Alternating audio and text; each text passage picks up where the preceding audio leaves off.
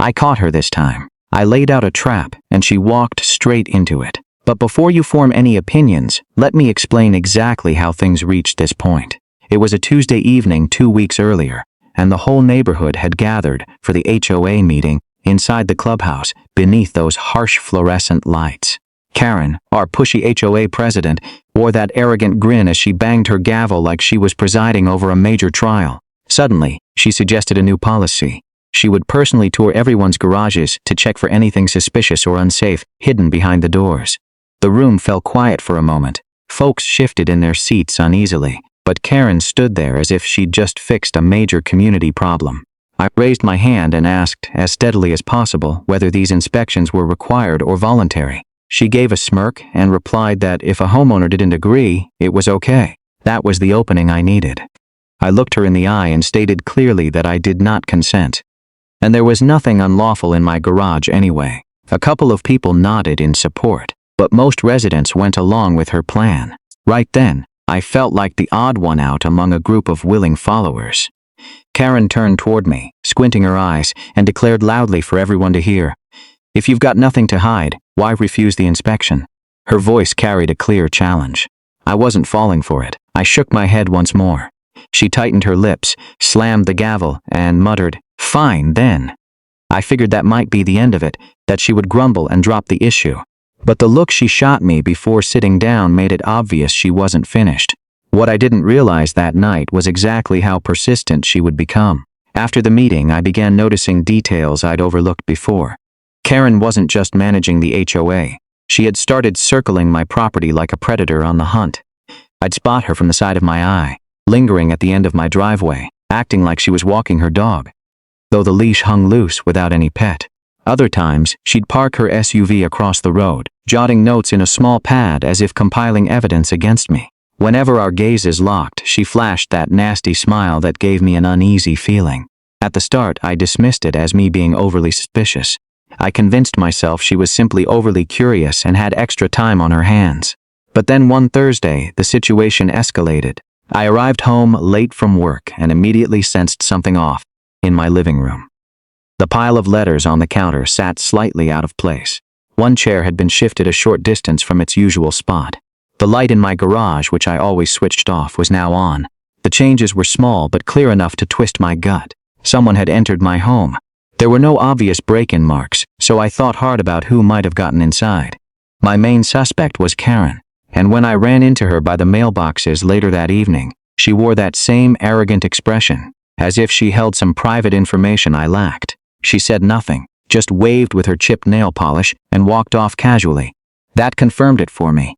The next Thursday, it repeated. I got back and saw right away that tools in my garage had been moved around. My doubts turned solid.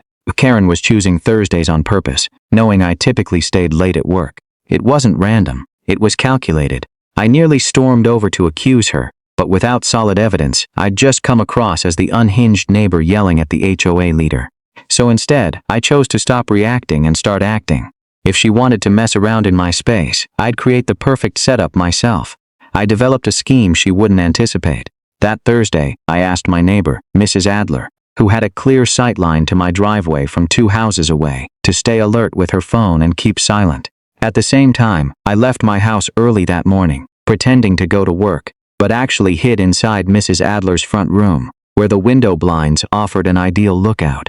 My pulse pounded, yet my focus stayed sharp. This would be the day Karen faced consequences. The setup was straightforward yet clever. I'd taken a large bucket of vivid blue paint from my garage and blended in sour milk, vinegar, and a raw egg. The mixture reeked horribly, like decay and filth combined. I positioned it carefully above my front door, connected by a fine string running across the doormat. Stepping on it would pull the string and dump the entire contents downward. Time dragged on slowly. Then, close to 1 p.m., I watched her coming. Karen walked confidently along the street, not even trying to conceal her purpose.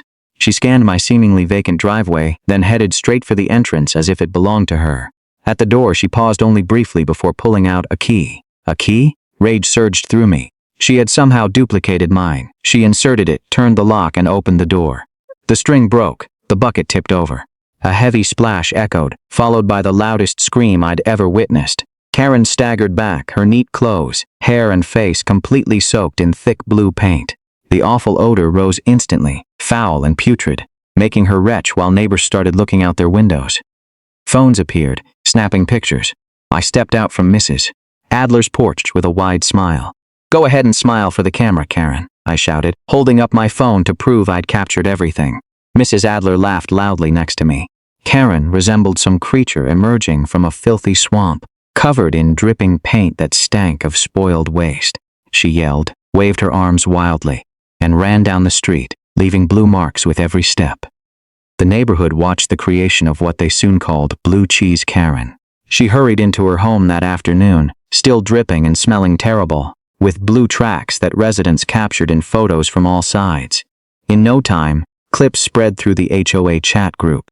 She attempted to hide away, but the embarrassment took on a life of its own, spreading quickly. And just as I believed she might recover quietly, a thick envelope arrived in my mailbox 3 days afterward. A subpoena. Karen was taking me to court. Her accusations included deliberate harm, mental suffering, and damage to belongings. I couldn't help but laugh. She had entered my house using a copied key, set off my own trap, and now painted herself as the victim. If she sought conflict, I would come fully prepared. On the court date, the atmosphere hummed with energy. Neighbors attended to observe, keeping their phones put away, but unable to hide their amused expressions. Karen entered wearing a light-colored pantsuit, accompanied by her attorney, holding her head high as though the paint incident had never occurred. She testified under oath that she had never entered my property illegally and had certainly not duplicated any key. I nearly pitied her. Nearly. Then it was my opportunity. I presented the video evidence, her striding up the driveway in plain view, inserting the key into my lock and reacting in shock as the paint poured over her. Shocked murmurs filled the room. Mrs. Adler's recording from across the street provided the final confirmation. Karen's expression fell apart, her confidence crumbling as the judge addressed her firmly. "Mrs. Williams," he stated seriously, "you have given false testimony under oath. This amounted to perjury." Not only was her entire lawsuit thrown out, but she stood guilty of criminal trespass, ongoing harassment, and delivering false statements in court. The gavel came down with a sharp crack. Her punishment included 60 days in county jail, 1 full year of probation, and a lifelong prohibition from ever serving on any HOA board again. In addition, she was ordered to pay me $50,000 for damages and legal costs. The courtroom filled with surprised whispers. Karen's face went pale, her chin quivering as court officers led her away. Blue paint memes were already flying around the neighborhood chat group. She had arrived in court aiming to ruin me, yet in the end she had completely destroyed her own standing. That was the conclusion.